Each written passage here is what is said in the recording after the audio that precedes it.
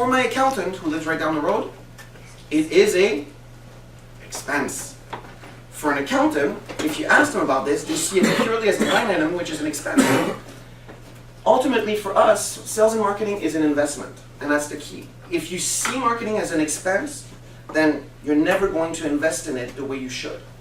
So the key here is that for every dollar you put in, you should be getting something else. And that's why when you're going to see we do our planning, you're going to see I'm going to talk a lot about your leads, your conversion rates, all that information that you really need in order to know whether or not when you put $1 in an ad that you get 10 back.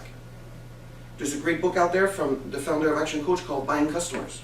For him, it's just a question of a customer, you buy them. How much do they cost you? 30 bucks? 800 bucks? For me, they cost me usually around 800 bucks. Okay? But I know it because I test and measure everything. And that's what I want to put in place today. We're going to put a plan, and the reason we're going to put a plan is we're going to start having some bits and components of your business that you're going to start finally measuring and testing. The stuff that works, keep doing it. The stuff that doesn't, stop doing it. It's that simple. But how do you know if you don't measure it?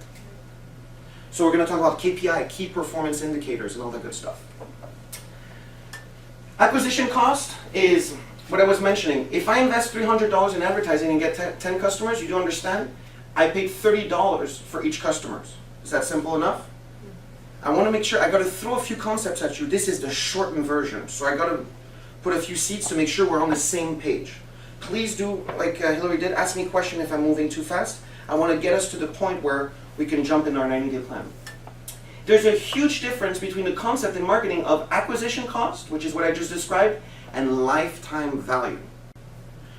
For me, lifetime value is where I spend most of my effort. Because when I get a client, for example, Choice Hotels, I coached them 4 years ago for a period of 14 months, and they did great.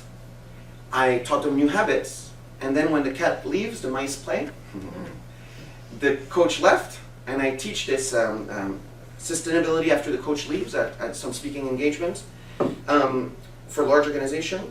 They called me back this year, so 10 months ago. I'm back in there, good business for me, right? I get to bill them twice for the same work. But all the bad habits creeped back in. And it's the same people, most of the people I'm working with are the same one. I'm like, here we go again. All right, tell us what we're not doing right. And I'm like, no. I mean, yes, but I need you guys to stick to it this time. You've got to stick to it. Building a habit is 21 days. Once you've done it, you've got to stick to it. So, lifetime value, my customers hopefully are only once.